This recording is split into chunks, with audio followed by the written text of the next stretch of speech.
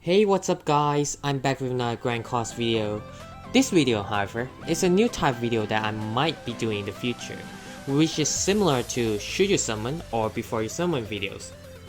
However, I'm going to actually go over and give my thoughts on the two new units after using them for almost a week now, and then later I will talk about the banner and also the upcoming anniversary as well, and how it might affect those of you who choose to summon on this banner. The two new units that I'll be reviewing is Demon Lord Rimuru and Shuna. While I wanted to give my thoughts on the other units as well, unfortunately I don't have them maxed out, and I also don't have a Benimaru. So without further ado, let's get into the video. Disclaimer, I'm not going to go through each skills individually since you could basically read it from the database, which I will link down below, but I will be talking more about the unit as a whole and analyze them one by one.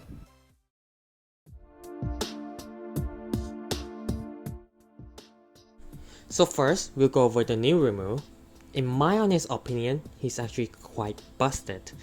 Well, not as much as Trader Melee, but still up there with one of the strongest units in the game. If Meliodas was on the tier list, he'd be just below Trader Melee. In brief, he's a green unknown DPS that utilizes Pierce as his main attribute. Or when I say utilize, I meant abuse. This man alone can reach 300% Pierce rate, and with his Pierce single attack, a total of 9 rep without including the multipliers on the card. Not only that, his passive removes buffs and boosts his basic stats per buff removed, and literally 70% of the meta units has some sort of buff with them. However, despite this, he still has some flaws that might be an issue when facing certain units, which we will go over the pros and the cons of this green Rimuru. Let's go over his pros. Overall, he has really good stats with the free Holy Relic as well. He is a green unit and there are a lot of blue units in the meta, so a plus. Passive is excellent against Goddess teams, Assault Meliodas teams, and also Ban and even Trader Meliodas team to a certain extent. But his passive also works outside of PvP, except Deathmatch, but he can still be a decent use in other PvE content, such as the new Demonic Beast battles, which we will talk about in the next section. He also has an infect at level 1, which cuts the new Tormil passive and just lifesteal in general. His ultimate is Abyss, very strong, and also takes 50% less damage. He also has good association units such as Merlin to boost crit chance and Meliodas to boost attack. However, I can see most of you lot using Saria or Tormil Grace anyway. Now to his cons. Because he's a green unit, he'll struggle against the likes of Diane and Ban, unless you have your Pierce maxed out, and who knows if you would survive long enough to do so.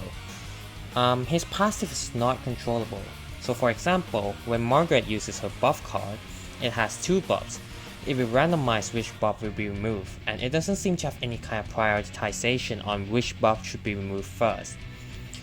Also, when his passive is maxed out and his 100% Pierce buff comes in, it is actually a blue buff, so it is very well removable. Next, his Abyss ultimate is very bad at 1-6, and is quite usable until like 3-4-6. He struggles against Valenti and Red Skinny King, but not to the point where he can't do anything. Last thing, he does not have a 5th weapon, similar to a selling unit who was, however, the best selling unit in the game. Overall, I still feel like his pros still outweigh his cons, and I believe that he has been the best collab unit in the game, and he's not toxic like a certain half-elf out there. Next, we talk about Shuna, who is meant to be an unknown support. Overall, after using her, she's actually quite a good support for unknown teams. Let's go over what she has to offer. For pros, she has crowd control and heal with cleanse if you have her relic, of course. Her ultimate drain, outgauge, which is always a good thing for utility units. Her relic passive boosts pierce rate of all allies, which suits really well with the new Rimuru, which can also stats. She really helps Rimuru with taunt units like Diane or Arthur since she can cancel stans and stuns them. Not many unit that disables recovery skills is in the meta, so she will be very much capable of using it every turn. Now let's go over cons. Brace yourself for this. Her passive is bad. Why? Decreases damage received by unknown race allies by 20%. How is it bad? It is bad because not only is it race specific, but it also decreases damage received by only 20%. Literally, Diane has the same thing, but 40% and not race specific. She also has 4 more lines worth of passive. So what I would like to complain is that they should have either increased that number, or don't be race specific, or just have some kind of other passive attached to her. This passive just feels like a unit that was released 5 years ago, and this game was only released for 3 years.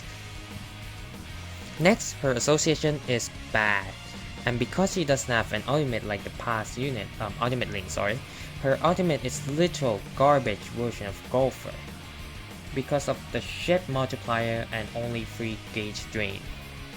Her Holy Relic may not be as good as you think it is. You might compare it to Megilda's, and of course she's meta for the bird. However, this is a different case when it comes to PvP. There's much more debuffs compared to the bird, such as Dissolve, Infect, Attack Seal, Stun, Disable buff, etc. As of now, I don't know if it has a priority list of whether which debuffs should be removed first. But there was a time when I was Attack Sealed, Dissolve, and Infect at the same time, and it seemed to remove my Infect first. Which I don't really know if it was because of the order or whether they made the passive remove certain debuff first. So her recovery skill, as much as it looked good, it only removes 1 debuff per single use, and you cannot control which debuff to. Lastly, she also does not have a 5th weapon. Overall, she might seem a bit poor at first, but after using her with Rimuru, she's actually really useful for the Pierce buff, the cleanse, and stunning units when she is need to.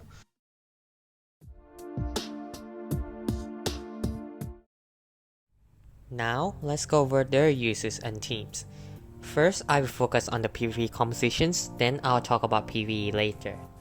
For PvP, the team that the JP streamers used was the Mono Green team, including Rimuru, Shuna, Green Merlin, and Ram in the back. Honestly, this team is not bad at all, but I do feel like this is not the most optimal team in terms of situations. The more optimal and very toxic teams would be to replace the Green Merlin with either Summer Merlin or Emilia. Personally, I think Emilia is better in my opinion and could potentially be the strongest team since her freeze go through everything. Shield, stance, buff, you name it.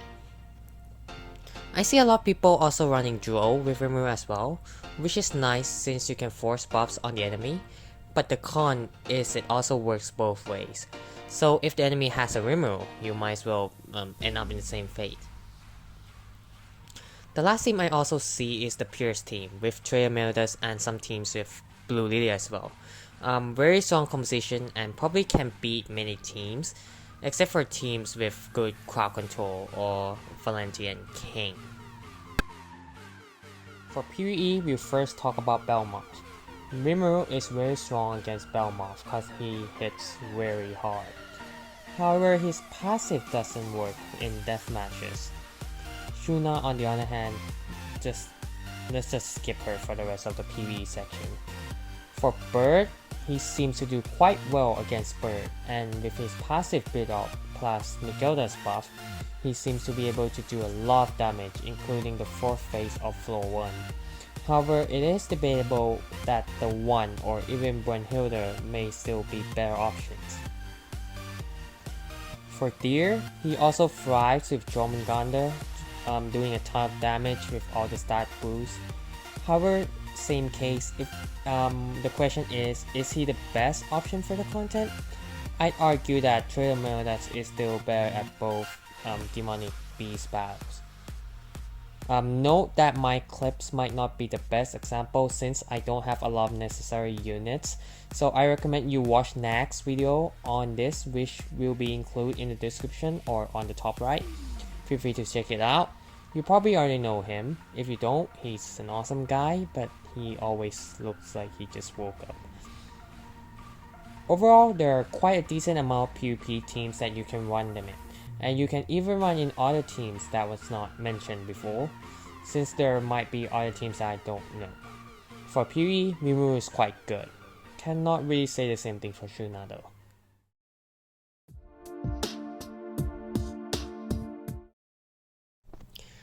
Next, let's go over the worst part of the collab. You might have heard the same thing from many other YouTubers, but let me wrap it again. The banner is dog shit. And when I say dog shit, I mean literal shit. There are the collab units, with the 2 new ones with boosted rate of 0.5% and the other 3 0.3%. The rest are just shit. These units are so old that they made my grandpa looks like a 16 years old. Many of them barely have any uses. And for Green Lilia, I don't even know why she's here. They advertised in the stream that Rimuru is good with Blue Lilia, so why the fuck did you include the green one instead? It just does not make any sense. But I guess Netmarble stopped making sense a long time ago.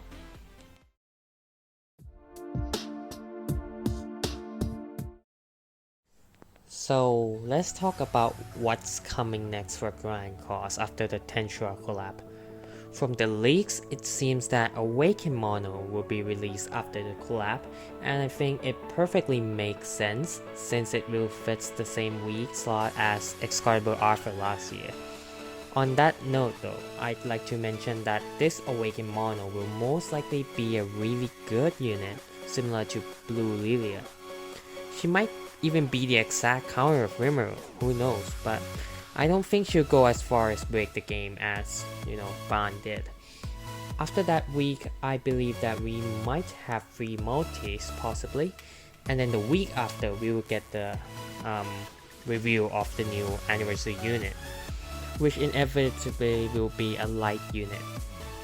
The sad fact is, they should make this unit a counter to Trader Melodus, but from the looks of it, I don't think they can make a unit that counters melee without being broken.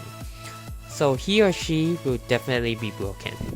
So it could be a bit worrying if you plan to skip on this banner. Not only that, this banner will be quite stacked with units that the game lets you roll. So if you do plan to summon first line and you have 0 gems after the banner, if we start counting from the first day that the banner was released, you should get around, at the very least, 90 to 100 gems per week, if you play the game properly as well. So my advice is to plan your gems wisely, since if you skip, you might be behind the meta for a few months. However, collapse doesn't really come back often, so if you love Tensura, then you might reconsider summoning. But you might have to also accept that you might very well get 1 unit or less out of the banner if you don't have enough gems and luck. Although everything I've said up until now is my opinion from all the researches and analysis that I've done, so if it's invalid, then sorry I guess. In conclusion, if you love slime and have gems, just go for it.